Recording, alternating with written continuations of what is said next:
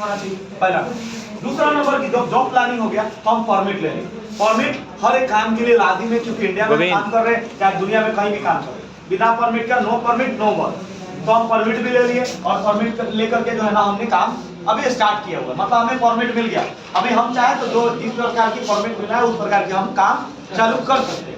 ये काम चालू हो गया, फिर हम बनाएंगे रिस्क असेसमेंट। क्या बनाएंगे जी?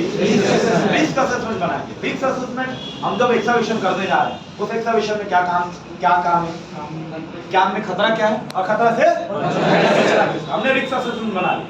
रिस्क असेसमेंट बनाने के बाद हम साइट विजिट कर लेंगे। भैया हमें साइट जहाँ पे भी हमें काम करना है वहाँ पे जाकर हम साइट विजिट कर लेंगे। साइट विजिट में बहुत सारी चीजें प्रॉब्लम आती है। हो सकता है स्नेक बाइट हो सकता है वहाँ पे जंगल हो सकता है हाउसकीपिंग का प्रॉब्लम है, हो सकता है वहाँ पे जो है ना अदर भी मटेरियल है। तो उसको जाके साइट पे विजिट करोगे तब तो पता चलेगा कि हमें खुदाई कहाँ पे करनी है। तो एक्सकवेशन में हमने साइट विजिट कर लिया। अभी साइट विजिट करने के बाद हम टोटली पहुंच जाएंगे सॉइल टेस्टिंग। क्या हमारा मिट्टी किस प्रकार का है, हमारा मिट्टी किस प्रकार का। हम जब एक्सकवेशन करने जाएंगे तो वहाँ पे मिट्टी रेतीला है, बालू वाली है, चिकनी है या जो है ना पथरीला है, कौन प्रकार की मिट्टी है वो मिट्टी को हम चेकिंग कर लेंगे। अभी मिट्टी तो हमारा चेकिंग हो गया, हम एक्सकवेशन करना चालू करेंगे? नहीं करेंगे, अभी भी नहीं।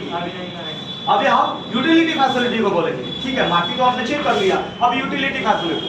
अंदर कोई पाइपलाइन तो नहीं है, अंदर तो कोई गैस तो नहीं है, अंदर कोई इलेक्ट्रिकल केबल तो नहीं है, अंदर कोई जो है ना अदर मटेरियल तो नहीं है जो कि एक्सकवेशन के जब करते समय हमें पाया तो नहीं जा सकता है। तो यूटिलिटी फैसिलिटी को हमने देख लिया। हमने यूटिलिटी मैप, उसका मशीन आता है या उसका एनओसी आता है, मैप आता है, ड्राइंग आता है, ड्राइंग से हमें पता चल जाएगा अंडर का। हाँ, ब्लूप्रिंट जिसको बोलते हैं, ब्लूप्रिंट से पता चल जाएगा। उसके बाद जो है ना हमें मैन पावर का सिलेक्शन करना है। भैया हमें एक्सकवेशन करनी है, हमें एक्सकवेशन वाला ही मैन पावर चाहिए।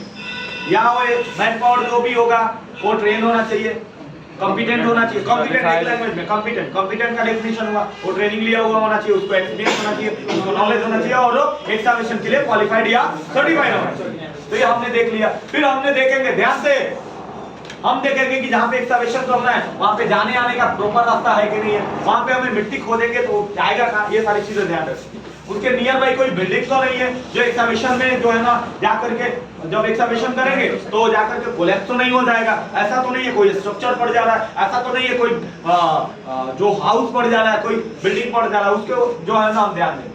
हमने बिल्डिंग का ध्यान देते। अब हम चालू करेंगे हाउस के जो भी हमारा मटेरियल है, जो कूड़ा कचरा है, जो भी हम वहाँ पे जहाँ पे एक्सकवेशन करना है वहाँ से उठा करके उसको दूर रखेंगे, क्योंकि हमें चाहिए साफ और क्लीन।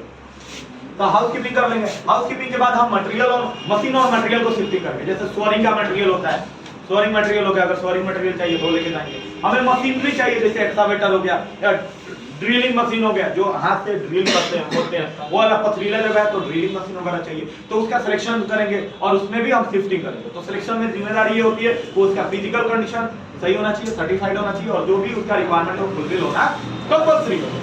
ये हो गया। उसके बाद एरिया हम बैरिकेड कर लेंगे। सर एरिया बैरिकेड करने का बहुत सारा एरिया बैरिकेशन के साथ साथ वहाँ पे साइन बोर्ड लगाया, एक्सकवेशन चल रहा है, एक्सकवेशन चल रहा है, उसके साइन बोर्ड हमने लगा लिया। साइन बोर्ड लगाने के बाद हम ये भी देख लेंगे कि हमारा साइन बोर्ड प्रॉपर है कि नहीं। अभी साइन बोर्ड लगा लिया। अभी हमें पता होना चाहिए कि जहाँ पे हम एक्सकवेशन कर रहे हैं वो नॉर्मल प्लांट है या रनिंग प्लांट है। अगर रनिंग प्लांट है सर तो वहाँ पे गैस टेस्टिंग भी लाजिम है। अभी गैस टेस्टिंग नहीं करेंगे, हो सकता है वहाँ पे फ्लेमेबल या टॉक्सिक गैस पाया जा रहा हो, तो गैस टेस्टिंग हमने कर लिया। फिर जो भी हमारे पास मैन पावर है उनको बैठा के हम टूल बॉक्स देंगे, भैया आज हमें एक्सकवेशन का काम है और इस एक्सकवेशन में हमें इस प्रकार की प्रॉब्लम आ सकती है और इससे बचना ऐसे।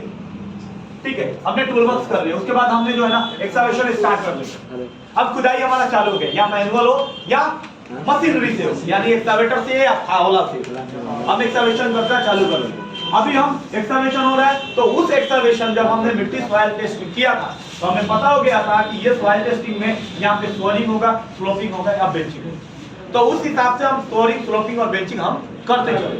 अब क्या है, हमें एक्सकवेशन का जो भी मटेरियल निकल रहा है, एक्सकवेटेड मटेरियल निकल रहा है, उसको दूर फेंकेंगे, क्योंकि नजदीक रहेगा तो गिर जाएगा उससे, तो दूर फेंक देंगे। दूर फेंकने के बाद जो है ना उसके बाद हम लाइटिंग का, नाइट शिफ्ट में लाइटिंग का अरेंजमेंट करेंगे। कितना दूर फेंक सकते हैं? उसका गहराई से 3 मीटर का 3 गुना ज्यादा। अब क्या है कि इल्यूमिनेशन फैसिलिटी है, इल्यूमिनेशन का, लाइटिंग का, नाइट में अगर आप रोड वगैरह पे एक्सकैवेशन किए हुए तो नाइट में लाइटिंग का भी फैसिलिटी होना कंपल्सरी है। अगर नाइट में लाइटिंग की फैसिलिटी नहीं है तो आप काम को अच्छे तरीके से अंजाम नहीं दे पाएंगे। नहीं तो उसमें क्या हो सकता है, कोई आदमी गिर जाएगा, कोई मशीन गिर जाएगा, कोई व्हीकल गिर जाएगा, और जो भी चीजें मतलब वहां से जो भी मूवमेंट हो रहा है वो उसमें जाके गिरेगा। अभी देखिए पीपीई बात आती है, पीपीई की हम काम कर रहे हैं एक्सकैवेशन, हो सकता है कि नीचे में जो ना पानी निकले तो हमें गमबूट्स देना जरूरत है। अभी हम एक्सकैवेटर हम चला रहे हैं, क्या चीज, ड्रिलिंग चला रहे हैं, तो लेदर हैंड ग्लव्स चाहिए, कंपन होता है उसमें, तो प्रॉपर पीपीई होना लाजिम है। तो ये प्रॉपर पीपीई दे रही है। अभी व्हीकल्स मूवमेंट, अभी नियर बाई कोई भी व्हीकल्स मूवमेंट नहीं होना चाहिए।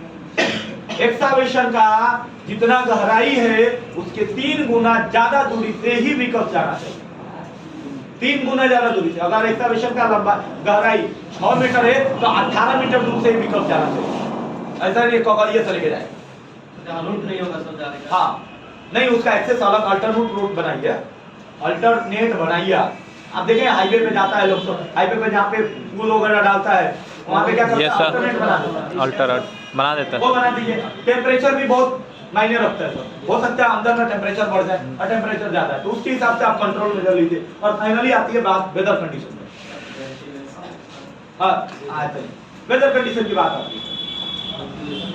वेदर कंडीशन में क्या क्या होता है, अगर गर्मी है, बरसात है, सर्दी है तो उसका भी उसके हिसाब से कंट्रोल में हमें लेना है। और फाइनली एक बात रही वेंटिलेशन का, अगर वो एक्सकैवेशन कन्फाइंड स्पेस में तब्दील हो जाए तो आपको वेंटिलेशन अरेंजमेंट करना है, या तो आर्टिफिशियल वेंटिलेशन हो या वो प्रॉपर वेंटिलेशन, मतलब मैकेनिकल वेंटिलेशन या आर्टिफिशियल वेंटिलेशन, वो वेंटिलेशन का अरेंजमेंट आप प्रॉपर तरीके से करें।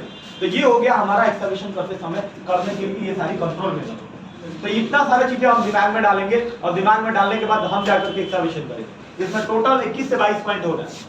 ये 22 पॉइंट आप लिखिए, दिमाग में डालिए, समझिए और उसको जो है ना खत्म कीजिए, मतलब दिमाग में एकदम डाल के रखिए कि 22 पॉइंट क्या क्या होता है।